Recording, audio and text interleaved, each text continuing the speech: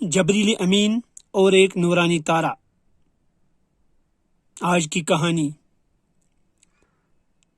اس سے پہلے کہ میں آپ کو کہانی سناؤں، میری اس چینل کو سبسکرائب کیجیے اور شیئر بھی کیجیے، ساتھ ساتھ شیئر بھی کیجیے۔ کہانی کا عنوان ہے جبریل امین اور ایک نورانی تارا۔ ایک مرتبہ حضور صلی اللہ تعالی علیہ وسلم نے حضرت جبریل امین علیہ السلام سے دریافت فرمایا کہ اے جبریل، تمہاری عمر کتنی ہے؟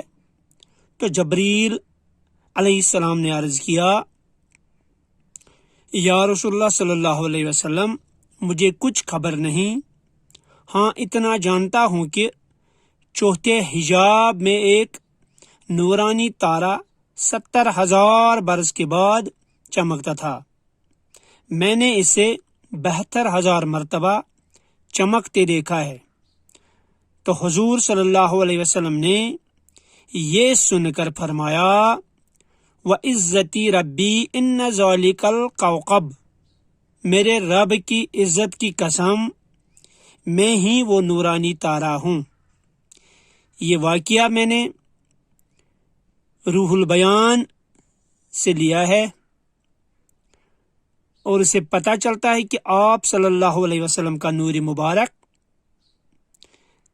تمام مخلوقات سے پہلے تخلیق فرمایا گیا، اور اس کی شان تمام مخلوقات سے بہتر، عظیم اور بلند و بالا ہے۔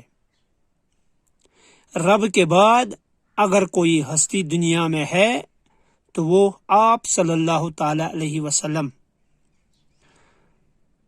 اسی لیے آپ صلی اللہ علیہ وسلم کو ان القاب سے یا اس آیت سے نوازا گیا، وَمَا أَرْسَلْنَاكَ إِلَّا رَحْمَةً لِلْعَالَمِينَ، یعنی آپ صلی اللہ علیہ وسلم تمام عالمین کے لیے رحمت بنا کر بھیجے گئے۔ آپ صلی اللہ علیہ وسلم پر کروڑوں لاکھوں درود سلام پیش ہو۔